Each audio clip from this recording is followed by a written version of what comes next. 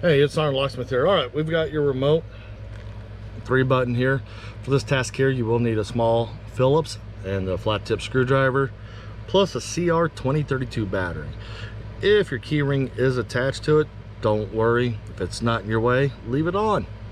If it is in your way, go ahead and take it off. We are using a new remote for this demonstration, so let's go ahead and get started. If you flip your remote over, you'll see you have your Phillips screw. That is your first step you want to do, is remove it.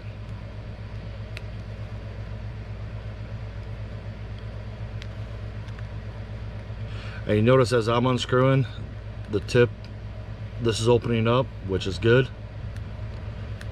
That means the seal's inside good. Once you get it to the point where the screw wants to fall out, set it to the side. Now the indentation right there, you want to put your flat tip screwdriver in and go ahead and rotate. And once you do, the remote comes out. If you see that circuit board come out, that is fine. Sometimes you get lucky, flip it over, tap it, and it'll fall. Sometimes you don't. If you look towards the wider part of it, you'll have an opening, but you have this little indentation here on the side. That little indentation is where you put your flat tip screwdriver in and just gently lift up the remote. You don't want to get happy and pry because you have little circuitry in here.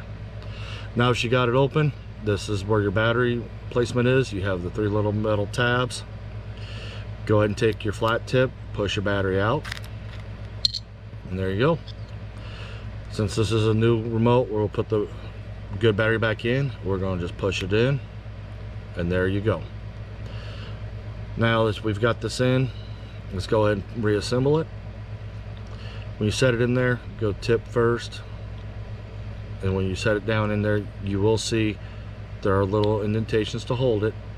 If you put it in and it doesn't want to hold, or go in, stop, pull it up, go the opposite direction.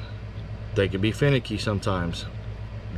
You do not want to get forceful with it. That when it's in, it's seated. Now we're going to take this part of the remote housing and we're going to join the two together.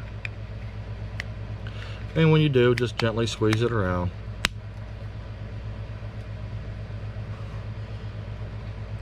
It's latched, so we're going to turn around, put the Phillips screw back in. That little gap right there, don't worry, the screw will help. I will show you a little trick on these. Since they want to cause issues, you can risk stripping out your housing with this. It's not the best design by Chrysler, Jeep, whoever decided to make this remote this way, but we're going to go ahead and put the screw in.